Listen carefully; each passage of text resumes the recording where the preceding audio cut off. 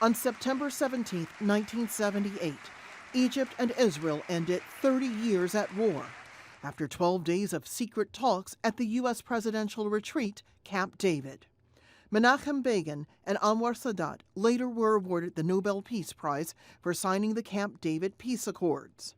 An achievement that reflects the courage and wisdom of these two leaders.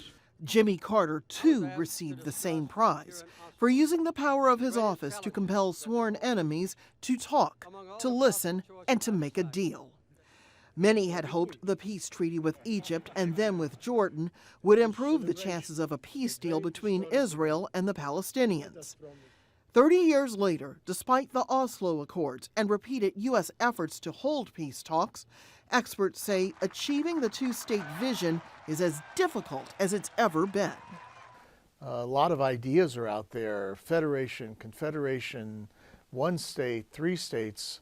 But every time one studies this issue in any detail, you come back to the two-state solution as the only outcome that would satisfy the national aspirations of both sides. There are many reasons why Israeli-Palestinian peace talks have stalled. Some blame the failure of Palestinian President Mahmoud Abbas to prevent attacks on Israelis. Others reject the Trump administration as a broker for future talks. Benjamin Netanyahu's government keeps building Jewish settlements in the occupied West Bank and restricts Palestinians' movements around the territory. And the Trump White House has made what many call hostile actions toward the Palestinian government, closing the PLO office in Washington, cutting U.S. funds for the UN Refugee Agency and to the Palestinian Authority, stopping its donations to a hospital that serves critically ill Palestinians, and moving the U.S. Embassy from Tel Aviv to Jerusalem.